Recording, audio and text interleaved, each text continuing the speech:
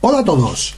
¿Qué escalas son las que utilizaríamos en un polímetro de los de bajo coste para poder utilizarlo en uso en domicilio, en uso habitual que podamos darle en casa?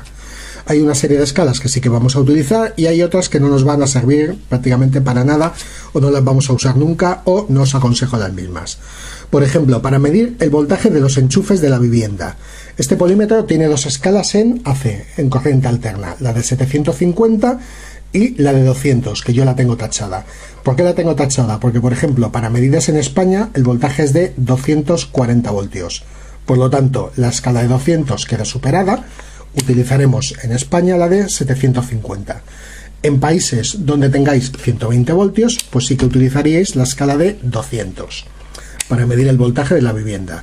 En el momento que ponemos la escala de 750, el polímetro ya nos indica que es un voltaje alto, que es alto voltaje, por lo tanto que tengamos precaución. Esto sería para medida de voltaje en las tomas de enchufe, en los tomacorrientes de la vivienda.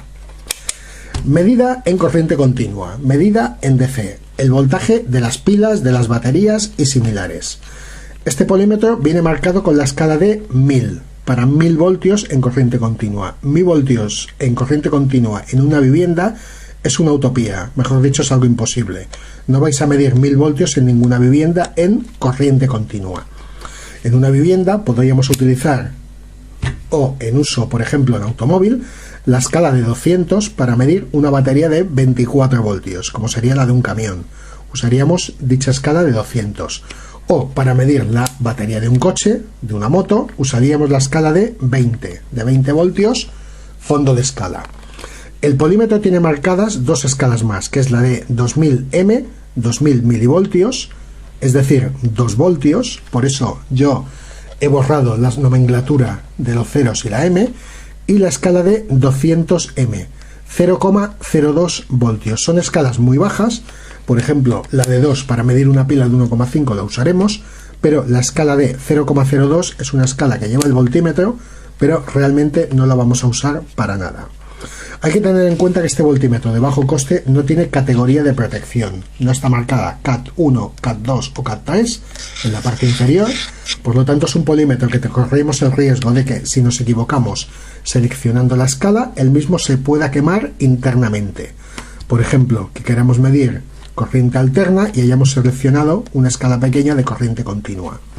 Ya digo, hay el riesgo de poder dañarlo.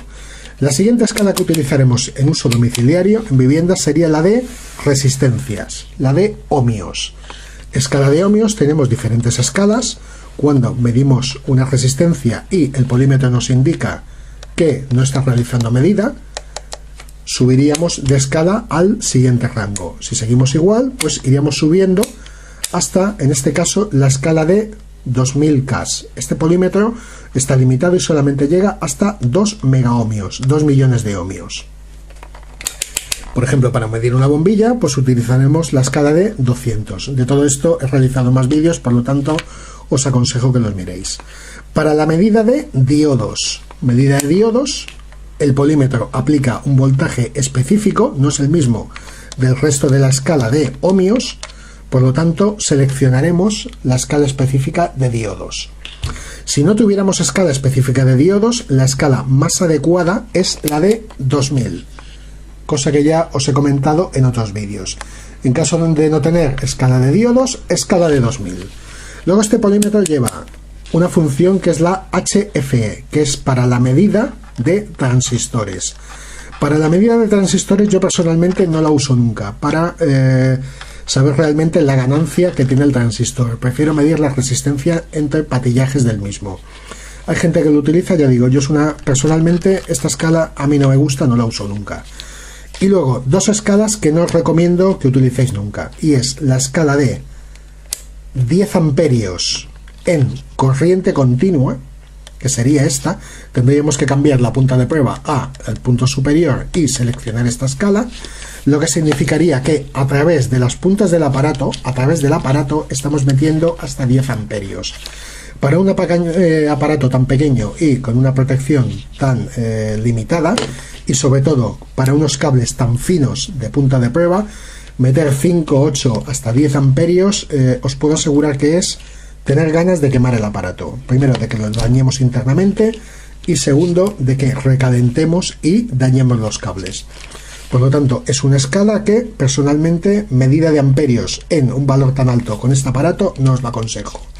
Y menos que menos utilizar las escalas de amperios en corriente continua, la de 200 micros, 2000 micros, 20 milis o 200 milis.